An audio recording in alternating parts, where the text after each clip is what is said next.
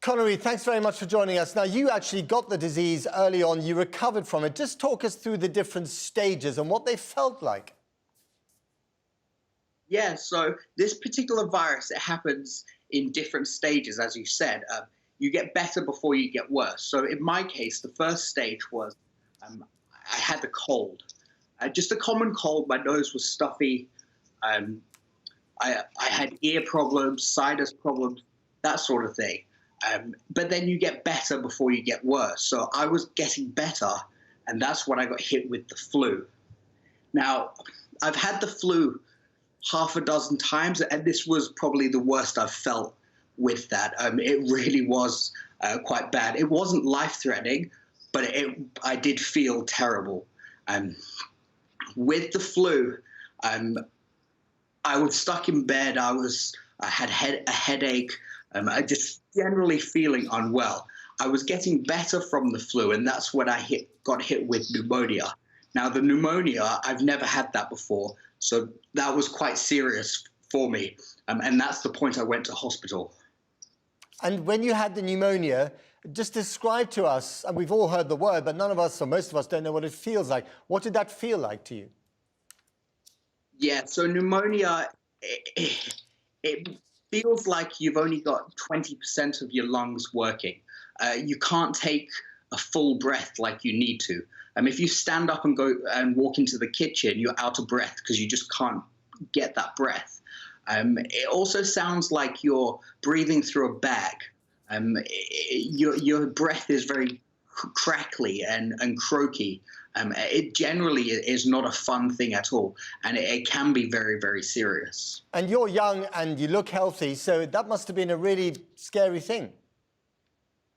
Yeah, during that time it was. Just because I don't really drink, I don't smoke, and having that problem was very scary, just because breathing's vital to life. If you can't breathe, you can't live. And so having that being affected was quite a serious thing. How long have you now been living in this apartment, in this room that we can all see, in isolation? I've been here for 40 days now, over 40 days. It's been a long 40 days, to be honest.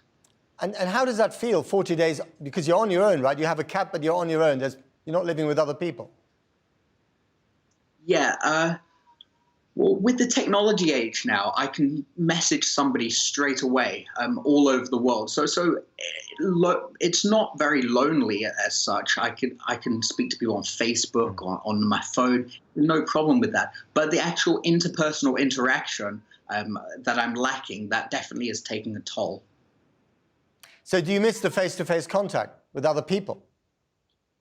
I do, yes, and many other people are in the same boat as well, because you go down on the streets, and normally this city is very vibrant, and there's a sense of life.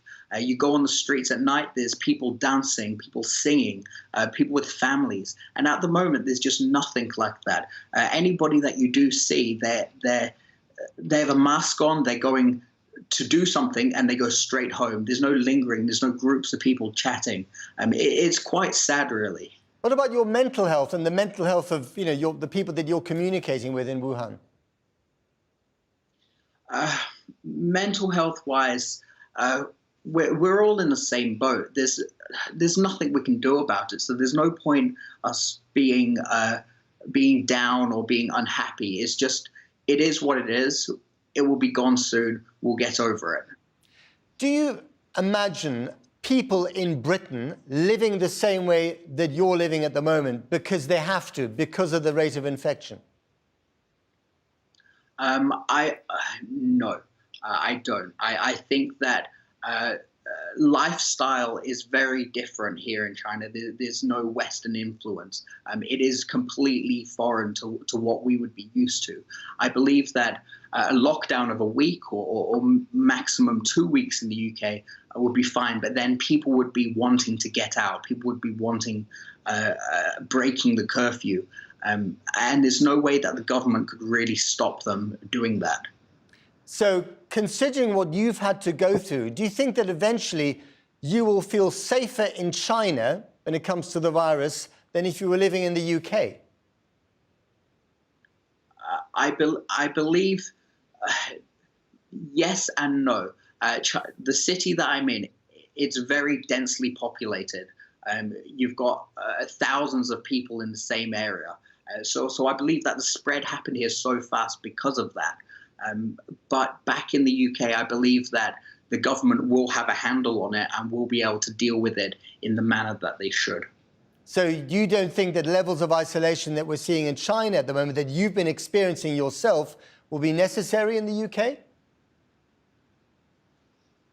I believe that if the infection rates were to skyrocket, then those measures will have to be implemented, and it will be a case of people will have to go through some discomfort just to help everybody else. Finally, Connor, if we get to the same level of isolation that you're experiencing at the moment, what advice would you have? Yeah, my advice would be to have a lot of things that will keep you entertained, take up a hobby, learn a language. I would also advise that people don't panic. Panic doesn't help anybody. If there is an isolation crisis where everybody has to be isolated, they shouldn't think about themselves, but think about other people. If you are infected, don't go out, don't infect other people, stay at home, not because it's uncomfortable, but to protect the people around you. Have you done anything in the last month that you've always wanted to do but haven't found the time to do? Have you learned a language? Have you read a book that you haven't read before? Tell us. Yeah, I've read a fair few books. I have a Kindle, which is really handy. I've painted. I've never been good at painting, but I'm slowly learning. I'm learning Russian at the moment, just in my free time. My days are busy. Even though I am isolated, it's definitely important to keep busy. So every morning for half an hour, I do sit-ups and push-ups, just to keep myself from going mental. I'm learning how to cook properly. I've never really cooked decent meals. Just anything that you can think of. Make sure that whatever you're doing, you're interested in it and you want to do it. Sounds like you're the model citizen in the age of the virus. I wouldn't say that. There are many more people in this city that are doing the right thing and adhering to the rules. Connor Reid, thank you very much for talking to us. Good luck. Not a problem. Thank you.